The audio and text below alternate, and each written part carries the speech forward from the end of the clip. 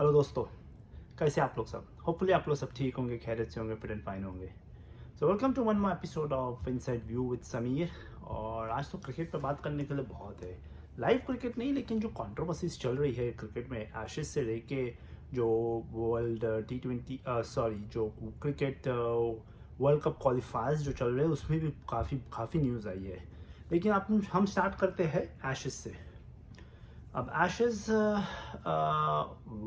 तो second test match आपको सबको पता होगा जीत गया ऑस्ट्रेलिया, और ऑस्ट्रेलिया ने ये दिखा दिया कि ट्रेडिशनल टेस्ट क्रिकेट एक बेस्ट वे है आपको टेस्ट क्रिकेट मैच जीतना है। तो इंग्लैंड का बेसबॉल तो सिर्फ फर्स्ट इनिंग्स में दिखा इस टेस्ट मैच में। सेकंड इनिंग्स में तो वो भी सिचुएशन के हिसाब से ही खेल रहे थे, थोड़ा फास्ट खेल रहे थे, लेकिन जिस बेसबॉल का वो जिक्र करते रहते हैं, जिसका इतना प्रोपोगेंडा करते रहते हैं, वो दिखा नहीं जब ज़रूरत थी। सेकंड इनिंग्स में उनको अगर ऑस्ट्रेलिया पर प्रेशर बनाना था, 371 वो चेस कर रहे थे, तो इनिशियली ही उन्हें फास्ट अटैकिंग क्रिकेट खेल के प्रेशर बनाना था, लेकिन वो कर नहीं पाए।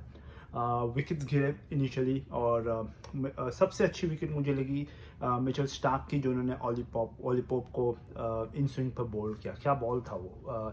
और फिर बाद में मिचेल स्टार्क, पैट कमिंस ने जो रूट को आउट किया स्लिप्स में। उन्होंने दो शॉर्ट बॉल डाले जो रूट को, एक उन्हें ग्लव पे लगा, एक शोल्डर पे लगा, और उसके बाद थर्ड वाला गुड लेंथ का बॉल सडनली किक किया, और जो रूट वो बॉल को नीचे रखना चाहते थे, लेकिन उस बॉल ने उनका बैट का एज लिया, और वो स्लिप्स में आउट हो गए। और वहाँ से तो स्ट्रगल ही था इंग्लैंड के लिए। बेन स्टोक्स बेहतरीन पारी खेली उन्होंने आखिरी दिन पे। 100 रन्स बिग सिचुएशन में मारी, 155 मारे उन्होंने, और क्या इनिंग्स थी उनके उनके वो जब प्रेशर में बहुत अच्छा रिस्पॉन्ड करते हैं। प्रेशर को पहले ऑब्जॉर्व करते हैं, और फिर बाद में उन्होंने तो कुछ 9 सिक्सेस मारे, सब मिड विकेट की तरफ या डीप फाइन लेग की तरफ। और ऑस्ट्रेलिया, जब तक वो क्रीज पे थे, ऑस्ट्रेलिया मुझे पैनिक मोड में नज़र आया। एक गलती कर दी थी ऑस्ट्रेलिया ने कि बेन स्टोक्स के लिए उन्होंने फील्ड हमेशा फैला के रख दी थी। मेरे हिसाब से इन एंड आउट की फील्ड रखते थोड़ा बेन स्टोक्स को, बिग हिटिंग के लिए क्रॉस द लाइन थोड़ा और उन्हें टेम्प करते फील्डर नहीं रख के, तो चांसेस ज़्यादा थे। उस जब उन्होंने फील्ड फैला दी, तो बेन स्टोक्स सिर्फ बीच में एक दो रिस्क लेके फिर आराम से गेम को सिंगल और डबल से चला रहे थे। क्रिटिकल मोमेंट तब आया आखिरी दिन जब बेयरस्टो रन आउट कर दिए गए। बेयरस्टो आखिरी बॉल था ओवर का, उन्होंने वो बॉल को डक किया, जाने दिया, और फिर उन्हें पता था ये ओवर का आखिरी बॉल है, तो वो चेंज होगा। उन्होंने एक गार्ड का, जैसा हम जो गार्ड का स्ट्राइप बनाते हैं अपने जूतों से, उन्होंने वो बनाया और चल पड़े। इससे पहले कि एम्पायर ओवर कहता, वो अपनी क्रीज से बाहर आ गए थे।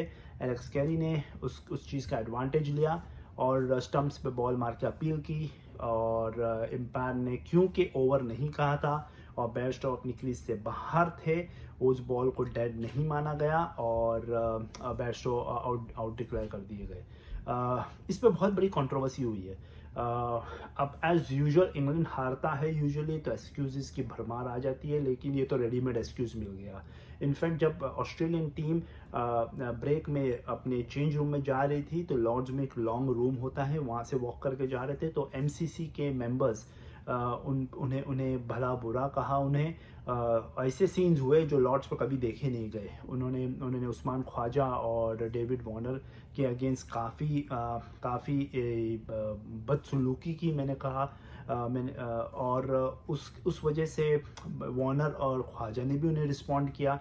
अब ऐसा सब लॉर्ड्स पे नहीं होता। लॉर्ड्स पे हमेशा एक गेम की रिस्पेक्ट रखी जाती है, और उन जो मेंबर्स जिन्होंने उस्मान ख्वाजा और डेविड वार्नर को प्रोवोक किया था, उन्हें फिलहाल तो सस्पेंड कर दिया गया और फर्दर एक्शन लिया जाएगा उनकी तरफ। अब बात यह है कि सबको पता है as per the law Bairstow out है, लेकिन बात यहाँ आ जाती है कि as per the spirit of the game, कुछ क्रिकेटर्स का कहना है, जैसे जेफरी बॉयकॉट, एंड्रू स्ट्रॉस, और कुछ इंग्लिश प्लेयर्स का कहना है कि as per the spirit of the game Bairstow को वापस बुला लेना चाहिए था।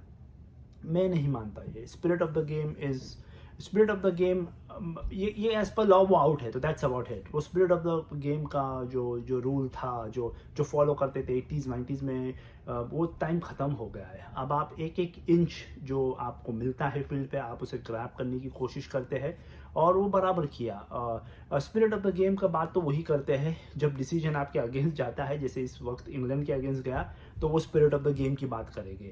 अगर ऑस्ट्रेलिया होता इस वक्त पे, तो ऑस्ट्रेलिया वही करता, लेकिन मेरे हिसाब से वो रनआउट था। बैरस्टो को क्रीज से बाहर नहीं आना चाहता था एम्पायर के ओवर बोलने से पहले, और वो गलती थी उनकी।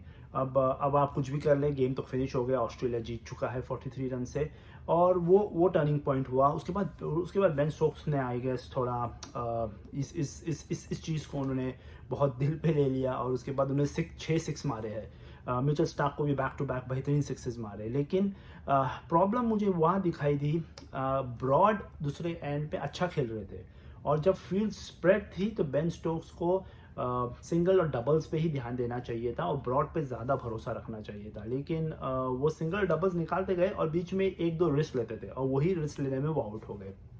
उन्होंने हेजलवुड को मिड विकेट की तरफ एक बिग शॉट खेलने के चक्कर में वो उनका टॉप एज लगा, और एलेक्स कैरी ने अच्छा कैच पकड़ा, और उसके बाद इंग्लैंड बिखर गया। उसके बाद तो वो टेल बची ही नहीं। हाँ, अगर वो जब बेन स्टोक्स आउट हुए जब 72 रन चाहिए थे, अगर बेन स्टोक्स थोड़ा और गेम को आगे लेके जाते, उसे 50 के अंदर ले आते बाय सिंगल्स एंड डबल्स, थोड़ा और भरोसा दिखाते ब्रॉड पे, तो ऑस्ट्रेलिया और पैनिक कर जाता। लेकिन जहां बेन स्टोक्स ने वो बिग हिट के चक्कर में आउट हुए, गेम खत्म होगा। फिर भी फैंटास्टिक इनिंग्स थी। हेडिंगली 2019 में उन्होंने ऐसी इनिंग्स खेली थी, लेकिन उस वक्त आप देखना, उन्होंने टेल एंडर्स पे भी काफ़ी भरोसा दिखाया था जब वो चेस कर रहे थे। ब्रॉड को वो ज़्यादा से ज़्यादा 2 बॉल ही देते थे ओवर में खेलने के लिए, और वो काफ़ी सिंगल्स उन्होंने उस लिए सिंगल्स लिया ही नहीं, ताकि ब्रॉड को 2 बॉल से ज़्यादा खेलने मिले। लेकिन थोड़ा और भरोसा दिखाते तो ब्रॉड अच्छे, ठीक ठाक डिफेंस अच्छा है उनका, वो खड़े रह सकते थे। हाँ, मैं ये समझ सकता था कि लास्ट के 2 प्लेयर बाकी है, एंडरसन सामने है या टोंग सामने है, तो वो ऐसा रिस्क ले सकते थे। लेकिन उन्होंने ब्रॉड पे भरोसा नहीं दिखा, के मेरे हिसाब से उन्होंने थोड़ा गलत किया। और गेम को और चलाते, 50 रन 40 रन करके और थोड़ा लेके आते, तो ऑस्ट्रेलिया और पैनिक करता। वो शॉट जो उन्होंने खेला उस वक्त, वो एक रिस्क भरा शॉट था। हाँ, वो ऐसे शॉट्स और खेल रहे थे, लेकिन उस वक्त उसकी ज़रूरत नहीं थी।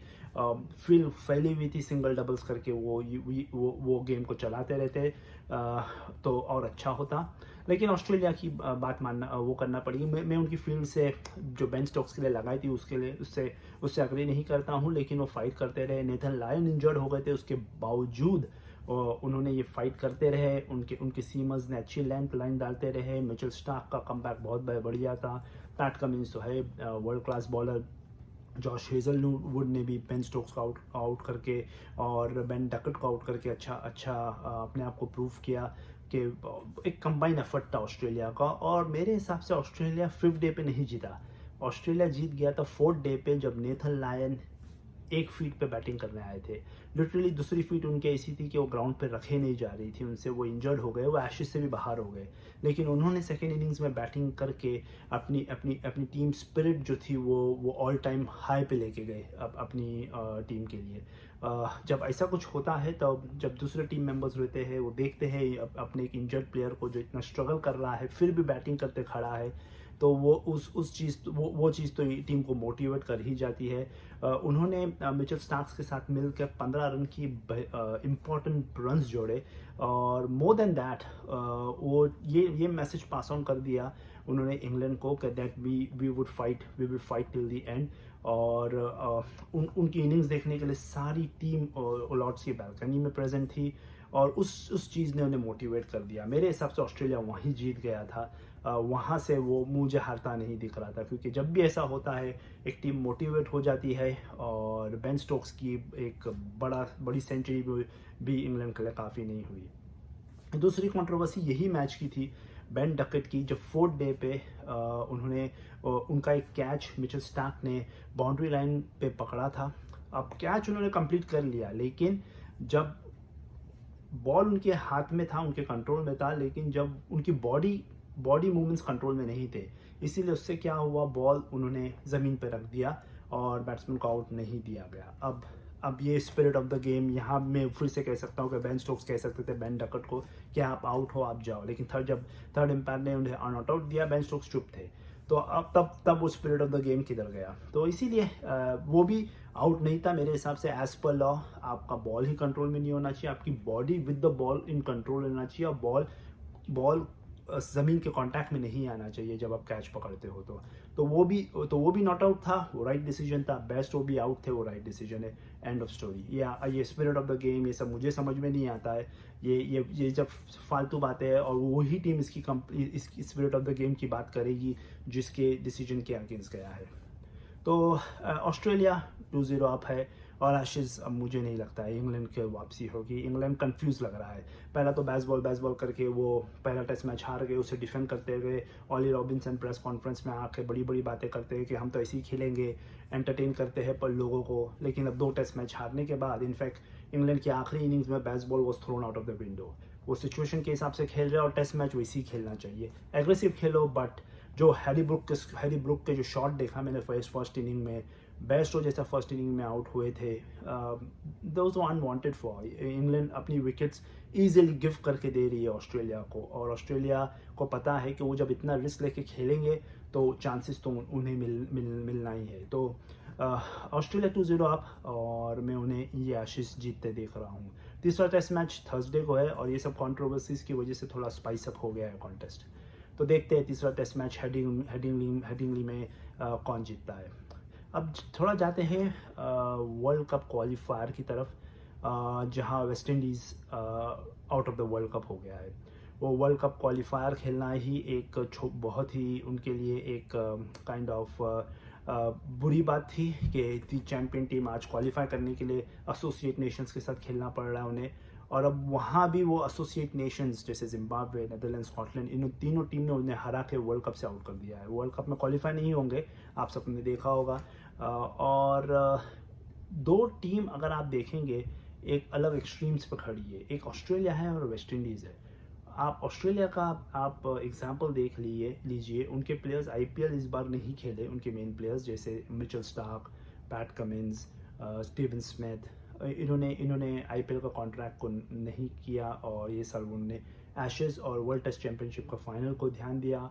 टेस्ट क्रिकेट को उन्होंने एकदम हाई रेट करते हैं। वो पहले उनके लिए सबसे इम्पोर्टेंट टेस्ट क्रिकेट है।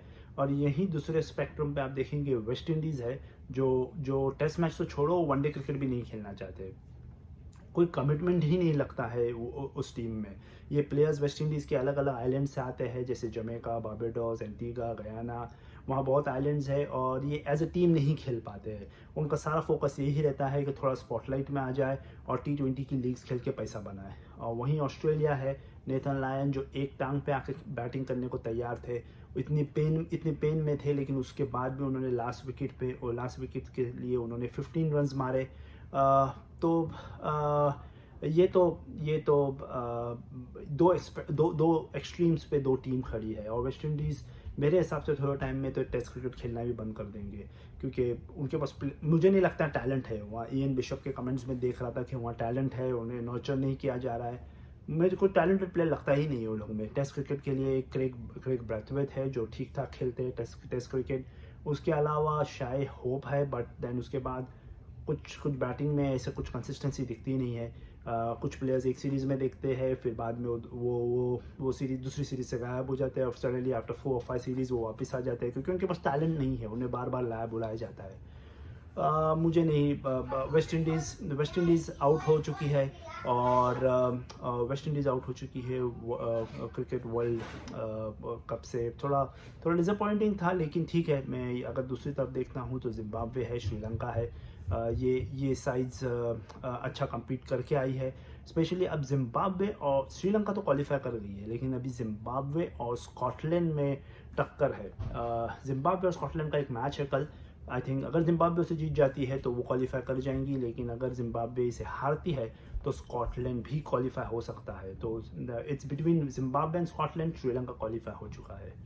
तो काफ़ी न्यूज़ थी आज, थोड़ा लंबा भी हो गया वीडियो। होपफुली आपको पसंद आया होगा, और आपको पसंद आ रहा है, आप इसे व्यू कर रहे हैं तो प्लीज़ आप प्लीज़ इसे आप सब्सक्राइब करें और मेरे सब्सक्रिप्शन बढ़ाएं। सब्सक्राइब करने के लिए सिर्फ आपको बेल आइकन दबाना है, उसमें एक ऑल का ऑप्शन आएगा, उसे ऑल को सेलेक्ट करना है, जिससे आपको मेरा नोटिफिकेशन भी मिल जाएंगे मेरे एपिसोड्स के बारे में, और मेरा सब्सक्रिप्शन भी हो जाएगा। तो आज मैं चलता हूँ, आप अपना ध्यान रखें और जल्दी फिर मैं आपसे फिर मिलूँगा। तब तक के लिए मेरी तरफ से गुड बाय।